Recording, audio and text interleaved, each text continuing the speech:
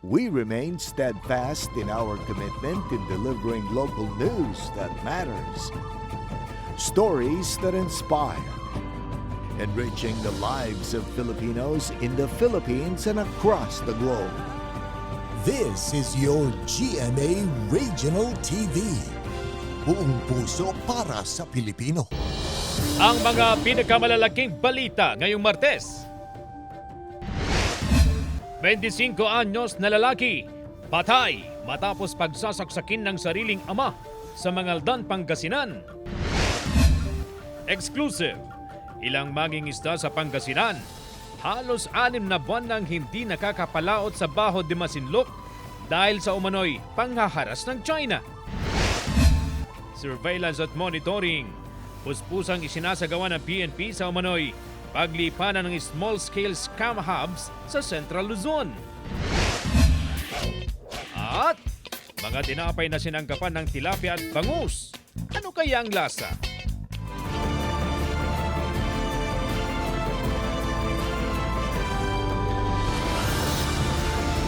Ito ang GMA Regional TV 1 North Central Luzon. Masantos yangarem na imbag gamalem maya pagat panapon kapuso. Narito na ang One North Central Luzon. Hatid namin ang mga pinakamalaki at pinakahuling balita sa Hilaga at Gitnang Luzon. Live mula rito sa GMA Dagupan Station, ako po si Chris Zuniga. Patay ang 25 anyos na lalaki matapos na pagsasaksakin ng sariling ama sa Mangaldan, Pangasinan. Nakaalerto, Claire Lacanilaw Dungka. Patay ang 25 anyos na lalaki matapos pagsasaksakin ng kanyang ama sa Barangay Alitaya, Mangaldan, Pangasinan, gabi ng June 17. Kinilalang biktima na si Serafica de Leon na dead on arrival sa ospital dahil sa mga tinamong saksak. Critical din sa ospital ang kanyang ama dahil sa tama ng bato sa ulo. Sa investigasyon ng pulisya, nasa impluwensya ng alak ang mag-ama at madalas daw mag-away. Naghahanap pa tayo ng karagdagang witness para ma-establish natin yung facts kung ano talaga yung nangyari. Desidido naman ang ina ng biktima na magsampa ng kaso laban sa kanyang asawa. Bakit ginawa ng tatay niya na bakit siya sinaksakan ng dahilan? Kukuha ko ng hustisya ang alam ko na pinatay ng ama niya. Siguro itong isang cause nito bakit na sobrahan is yung under the influence of liquor yung mag-ama. So siya siguro ito sa nagpalala doon sa situation. Instead of yung dating regular na away nila lumala. So yun yung isang ini-establish pa rin natin. Tuloy ang investigasyon ng PNP sa insidente. Habang paalala sa publiko, daanin sa usapan kung may problema sa pamilya bago pa mauwi sa karahasan. Kasama si Jing Dakanay, Claire Lacanilaw Dungka, One North Central Luzon. Puspusa na ang isinasagawang pagtatambak sa mga bahaing kalsada sa Dagupan City upang mapaghandaan ang epekto ng tag-ulan. Yan ang tinutukan live ni Joan Punsoy. Joan? Chris, pansamantalang sarado sa mga motorista ang Sitio Herrero dahil sa inaayos na kalsada. Pinatataasan na ang kalsada sa Sitio Herrero ng Barangay Herrero Perez, Dagupan City. Bahain ang kalsada lalo na tuwing tag-ulan at kung nararanasan ang high tide. Ay hanggang kalahating gulong ng bike. Lagpas pa. Oo, may po kami dyan. Rizal. Dito rin dumadaan ang mga mag-aaral kaya nababahala ang mga magulang tuwing may baha. Tapos yun, syempre madumi din. Hindi mo talaga madaanan ng Tsaka yung exposure sa maduming water kasi di ba, hindi mo alam leptospirosis or what. Halos 1 metro ang itataas ng kalsada. Pinatataasan din ang pathway na nagsisilbering daanan ng mga residente. Higit 200 metro ang haba ng kalsada. Ngayon na tinataasan ng kalsada, naghahanda na rin daw ang mga residente na pataasan din ang kanilang bakuran. Of course, may plano rin naman kaming mag-adjust at maka-adapt sa sitwasyon na tataas ang kalsada. Kinukuha po rin natin ang consensus ng mga tao. They will tell us na CAP or council, ganito po, baka pwedeng mas mababa ng konti or babaan natin ng 2, 1, 2 o 3 hollow blocks para hindi gaano mataas. So, nag-okay naman, ma'am, ang city engineering natin tsaka DPWH. Inaasahang matatapos ang proyekto sa loob ng 3 buwan.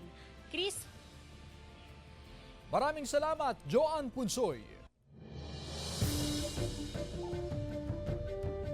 Ikinababahala ng mga mangingisda ang namataang Chinese vessel ilang milya ang layo mula sa municipal waters ng Infanta, Pangasinan.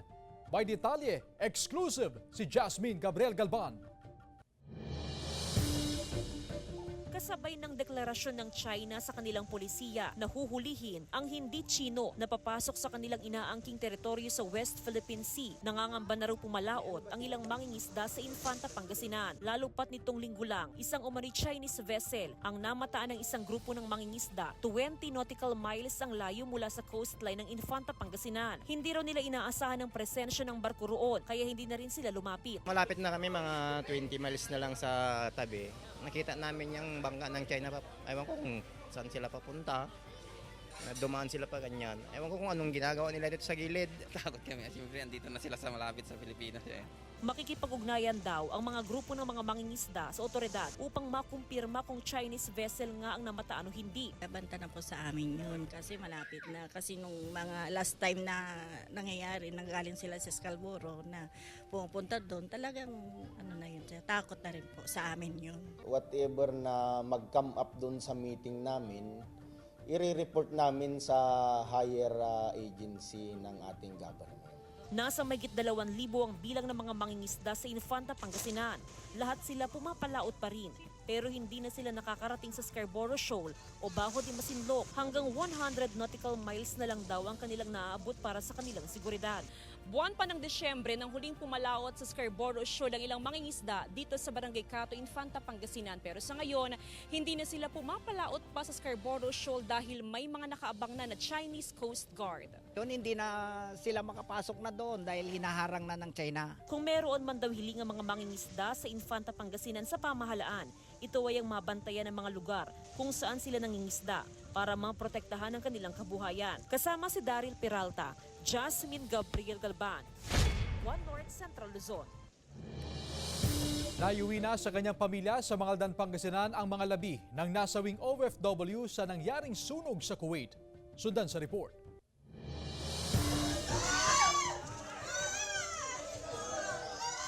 Bumuhos ang dalamhati ng mga kaanak nang salubungin ang mga labi ni Engineer Edwin Petilla. Isa si Petilla sa 3 nasawing OFW dahil sa smoke inhalation nang masunog ang tinitirhang gusali sa Kuwait noong June 12. Kahapon dumating na sa bansa ang labi ni Petilla at kaninang umaga, June 18, naiuwi na sa kanyang pamilya sa Barangay Talugtog, Mangaldan, Pangasinan. Nagpapasalamat ang mga kaanak ni Petilla sa mabilis na tugon ng gobyerno. Hindi naman sila nagpabaya. Upon receiving the report, umaksyon kaagad sila. Pumunta sila rito. Inassist ang mga in-laws ko. Ayon sa OWA, tinulungan nila ang pamilya na makapag-submit ng kaukulang requirement at dokumento para agad na maiuwi ang mga labi ni Engineer Petilla. Tiniyak naman ng OWA maging ang LGU ang mga karampatang tulong at benepisyo na maaari nilang ibigay sa naiwang kaanak ni Petilla. So in-inform namin sila nung Friday and then natapos po nila yung mga documents by Friday afternoon po. And then after that, we expedite po yung mga kailangan po and then nag-email na po namin sa DMW. Bukod kay Petilla, naiuwi na rin sa Pilipinas ang mga labi ng isa pang OFW na namatay sa sunog sa Kuwait na Tubong Umingan, Pangasinan. Kasama si Jing Dakanay, Claire Lacanilaw Dungka, One North Central Luzon. Puspusa na ang isinasagawang surveillance at monitoring ng PNP sa umunoy paglipana ng small-scale scam hubs sa Central Luzon. Tutukan sa report ni CJ Turida. Puspusa ng surveillance at monitoring ng Bacolor Police sa mga barangay sa bayan matapos makatanggap ng impormasyon hinggil sa umano'y paglipana ng mga small-scale scam hubs o farm sa Central Luzon. Puspusan ho kami, nagmamonitor sa aming kanya-kanya mga AOR para kung sakali man na meron na mahuli at mapanagot ng mga nagloloko sa ating mga kababayan. Ayon sa Presidential Anti-Organized Crime Commission o PAOK, ang mga small-scale scam hub ay mga maliliit na grupo ng mga scammer na karaniwang nag-o-operate sa mga apartment at condominiums. Karaniwang binubuo ito ng 20 hanggang 50 na katao. Kaya naman nila ginagawa yan, nililiitan na nila sapagkat alam nila na kapag na-raid sila ng nasa isang malaking lugar sila, ubos sila lahat. Kasabay ng operasyon sa Pogo Compound sa Porac, may mga namatang small-scale scam hub na rin sa ilang probinsya sa Central Luzon at Metro Manila. Samantala, tapos na ang inventory ng mga autoridad sa mga nakuhang mga gamit sa Pogo Hub sa Porac, Pampanga. CJ Torida, One North, Central Luzon. Samantala, bonggang makeover at bakuna ang handog sa mga alagang aso at pusa sa Tuguegarao City. Pinangunahan niya ng Provincial Veterinary Office kung saan nagkaroon ng libreng check-up, deworming at grooming sa mga alaga.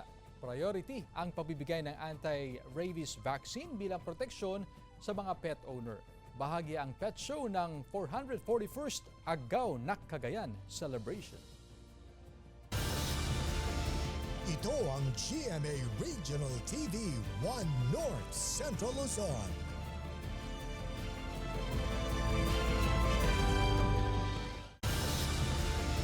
Ito ang GMA Regional TV 1 North Central Luzon.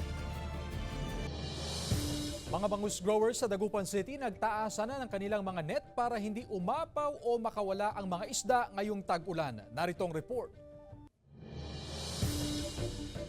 Tumaas ang antas ng tubig sa mga palaisdaan sa Dagupan City. Epekto raw ito ng mga nararanasang pag-ulan at high tide. Upang hindi makawala ang mga isda, nag-angat na ng net ang mga bangus grower. Kuminsan yung mga bangus natin malalapasan yung net, lumulundag kaya ganun. Ayon sa eksperto, posible raw na ikamatay ng mga alagang bangus ang nararanasan pa ring mainit na panahon at bigla ang pag-ulan sa hapon. Kaya bawasan daw ang stock density o bilang ng bangus sa mga palaisdaan. Kung sobrang dami, maraming kulimlim, walang production ng natural oxygen, dissolved oxygen sa tubig, tapos marami yung isdang mag-aagawan sa oxygen, yun ang problema. Mas mabilis din daw ang paglaki ng mga alagang bangus kung kakaunti ang bilang nito sa palaisdaan. So pag ganitong mga panahon, dapat babaan nila yung stocking density. Ganon. At kung bababaan nila yung stocking density, bibilis din naman yung paglaki ng kanilang bangus. Kapag maulan, kakaunti rin ang lumot na tumutubo sa palaisdaan kaya napapagastos ang mga growers sa feeds. Isa rin daw itong dahilan kung bakit mas mahal ang presyo ng bangus tuwing tag-ulan. Kasama si Ron Alister Tanyedo, Joan Punsoy, One North, Central Luzon. Sumasailalim sa investigasyon ang mga pulis na nagsagawa ng entrapment operation sa Herona, Tarlac kung saan isang babae ang nasawi matapos tamaan ng ligaw na bala. Tutukan sa report. Sumailalim sa paraffin at ballistic examination sa mga pulis na kasama sa entrapment operation sa Barangay Sembrano, Herona, Tarlac noong June 15, kung saan isang 24 anyos na babae ang nasawi matapos tamaan ng ligaw na bala habang nakahiga sa duyan. Kasabay ng pagbisita ni Tarlac PNP Provincial Director Miguel Guzman sa pamilya ng biktima, tiniyak niya ang malalimang investigasyon kung may naging kapabayaan sa nangyari. Nag-create na po tayo ng fact-finding committee at ito po ang mag-iimbestiga regarding kung ano man po talaga ang nangyari. Muli ring binisita ng PNP ang crime scene. Matatandang ikinasa ng PNP ang operasyon laban sa iligal na benta ng baril kung saan isang sospek ang arestado. Nagpaabot din ng tulong ang Tarlac PPO sa pamilya ng biktima. Maraming salamat po kung ganoon po mabibigyan po ng hustisya, yung makakamit ng hustisya ang aking anak. Hustisya po ang hustisya. Nagbabakasyon lang doon ang babaeng biktima ng madamay sa insidente. CJ Torida, One North, Central Luzon. No prescription, no medicine policy mahigpit na ipinatutupad sa mga senior citizen sa ilang barangay sa Mangaldan, Pangasinan. Sundan sa report. Libre ang maintenance medicine ng mga senior citizen sa Barangay Gagasangan, Mangaldan, Pangasinan. Malaking tulong ito para sa mga senior citizen, lalo na sa mga walang sapat na perang pambili ng gamot. Regular na naglalaan ng pondo ang barangay sa maintenance medicine. Ganon din sa mga gamot at bitamina ng mga bata sa lugar. Pero kung walang pera, mapat sweldo, di. Walang pambili. Basta kung nangangailangan yung mga senior, ibigyan po ng doon sa center o kaya sa barangay council. Bagamat libre ang maintenance medicine, hindi rin basta-basta nagbibigay ng gamot ang barangay. Istriktong ipinatutupad ang no prescription, no medicine policy para maprotektahan ng mga senior sa tamang intake o pag-inom ng maintenance medicine. Kung walang prescription, just in case na may nangyari doon sa humingi, baka tinanong ng doktor kung saan galing yung gamot po. Baka sabihin nito, simple, ayaw namin masira yung barangay namin na. Naunawaan naman daw ito ng mga senior citizen. Tiniyak ng mga opisyal ng barangay na sapat ang supply ng gamot para sa mga nangangailangan na residente. Kasama si Ron Alistair Taniedo, Jasmine Gabriel Galban, One North Central Luzon. Bistado ang 23 anyos na lalaki nang makita ang mga bulto-bultong marijuana at drug paraphernalia sa loob ng kanyang kwarto sa isinagawang search warrant operation ng Drug Enforcement Unit ng Baguio City Police. Ayon sa PNP, ginagamit ng sospek ang social media sa kanyang kalakalan sa iligal na droga. Mahigit sa 250 grams ng marijuana kasama na ang tangkay at mga buto nito na nagkakalaga ng halos sa 50,000 pesos ang nasamsam. Nagpositibo rin sa drug test ang sospek at inihahanda na ang kaso paglabag sa Dangerous Drugs Act laban sa kanya. Wala pang pahayag ang sospek. Kauna-unahang karera ng mga baby o Baby Olympics isinagawa sa Araw ng Cagayan. Ating tunghayan sa report. Sa kauna-unahang pagkakataon, nagpaligsahan ang nasa 12 sanggol sa Baby Olympics sa gabay ng mga pediatrician at kawani ng Provincial Health Office. Ang mga tatay ang nag-abang sa finish line. Nais daw ng organizer na magkaroon ng magandang relasyon at bonding ang mga anak at ama. What makes it really special is that it was held on Father's Day. Kada Biyernes ng buwan ng Hunyo, nagtanim ng di bababa sa 1,000 bamboo plants sa mga bayan ng Igig, Tuwao, Alcala at Gataran. Tinawag itong tree planting, tree growing dahil sa layong maalagaan at mabantayan din ang mga halaman hanggang sa lumaki. This is also part of the I Love Cagayan River movement. So ang gusto naman natin dito, pangalagaan natin yung mga river banks ng Cagayan River to prevent erosion. Bahagi ang mga aktibidad ng pagdiriwang ng 441st Agaw ng Cagayan. Salitang ibanag na ibig sabihin ay Araw ng Cagayan, buhat ng may tatagang lalawigan ng Cagayan noong June 29, 1583. Ivy Hernando, One North Central Luzon. Ito ang GMA Regional TV 1 North Central Luzon.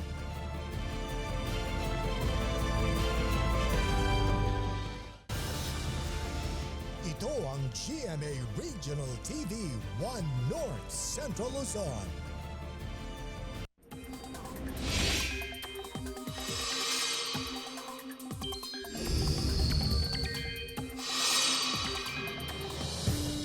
Mga kapuso, bagamat may bahagi na maghapon na ramdam ang init at alinsangan, may tsansa pa ring ulanin ang maraming lugar sa bansa. Sa datos ng Metro Weather, may tsansa ng ulan sa Abra, Ilocos Region, Nueva Ecija, Nueva Vizcaya, Pangasinan, Zambales, Isabela at Aurora.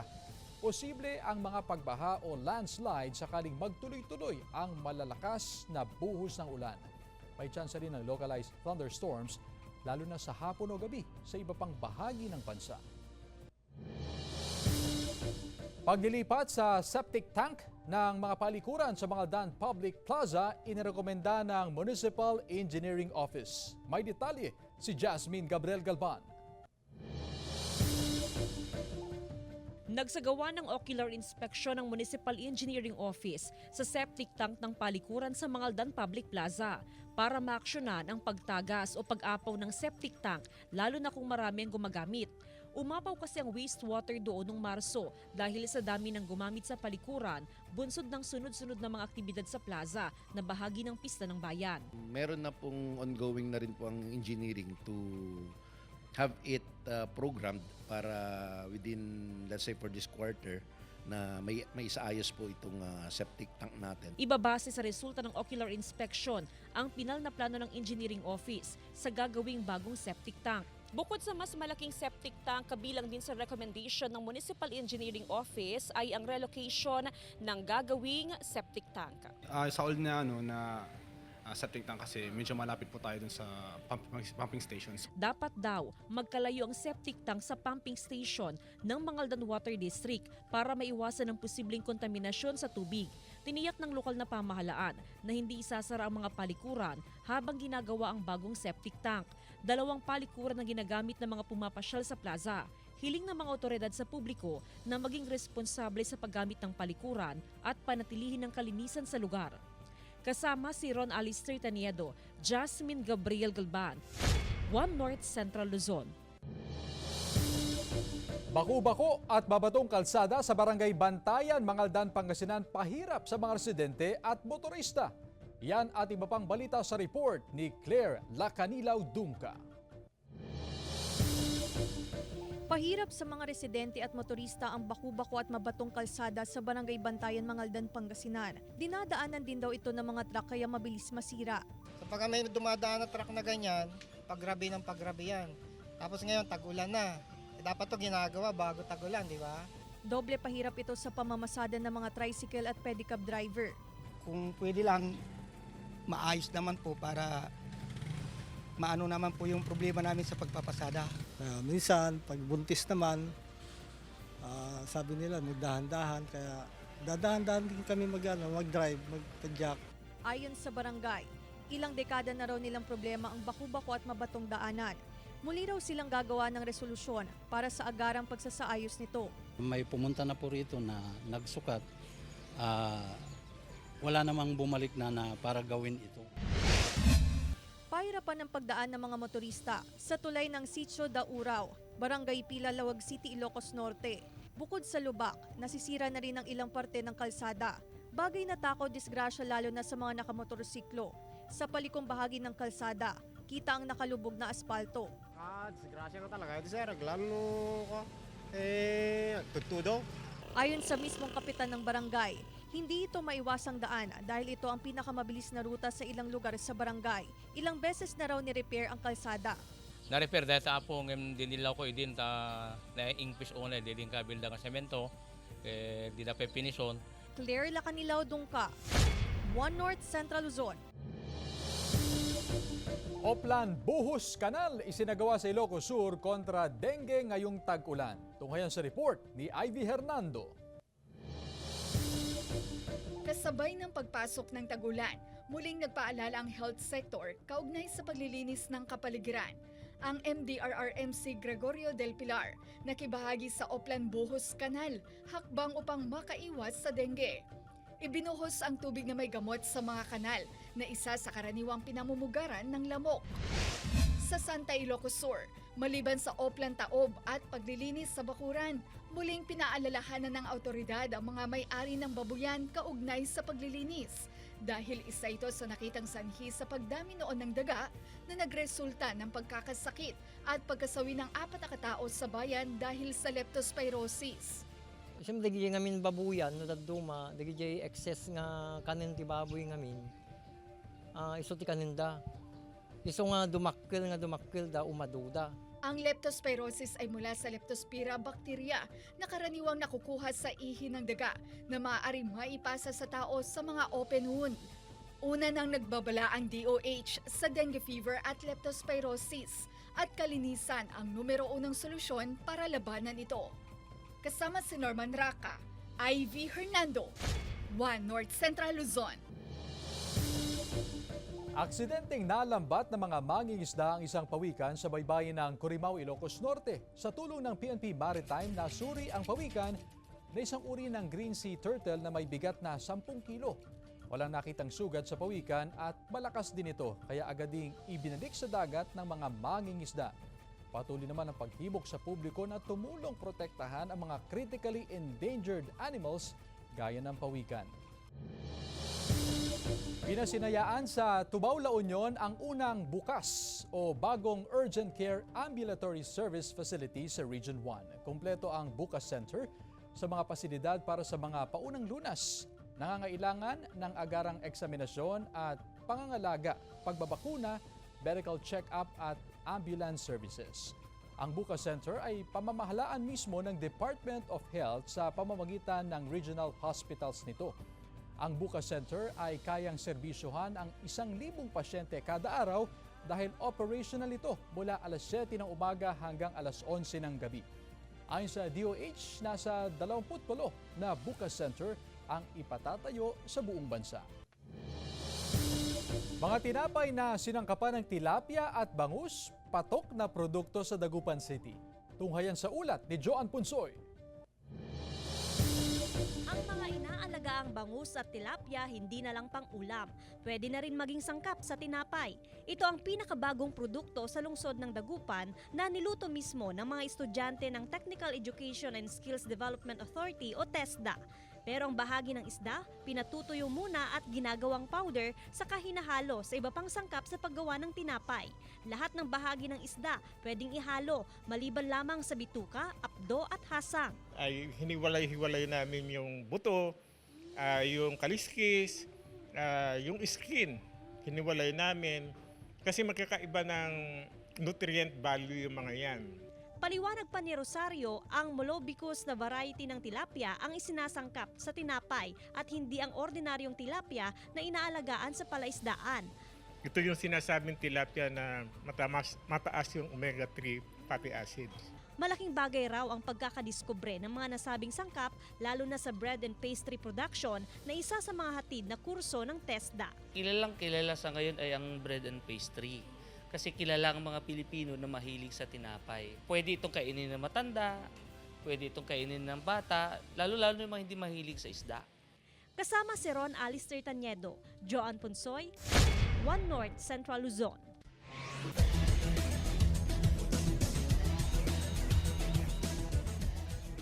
Mga kapuso, bukas na ang NCAA Season 99 Cheerleading Competition. Live yang mapapanood sa PhilOil Eco Oil Center sa San Juan City. Ang Fort Pitt at defending champion na Arellano Chief Squad naghahanda na para sa mas angat na routine this year para makuha muli ang 5th straight title. May delayed telecast ang cheerleading competition sa June 23, 10 a.m. sa GTV. Samantala, mapapanood niyo po ang episode nito at iba pang pinakahuling lokal na balita sa official website ng GMA Regional TV, www.gmaregionaltv.com. Pwede rin kayo bumisita sa aming official YouTube channel, GMA Regional TV, at i-click ang subscribe button para sa pinakamainit na balita mula sa mga rehiyon. Nais din naming pasalamatan ng mga kapuso sa Hilaga at Gitnang Luzon, maging ang mga kapuso natin abroad. Dahil sa GMA Regional TV, local news matters. At yan ang mga pinakamalaki at pinakahuling balita sa Hilaga at Gitnang Luzon. Maraming salamat sa pagsama sa amin pati na ang mga kapuso sa ibang bansa na tumutok sa mga balita sa rehiyon. Ako po si Chris Zuniga. Kami ang GMA Regional TV, One North Central Luzon. Buong puwersa para sa mas malaking misyon at mas malawak na paglilingkod sa bayan.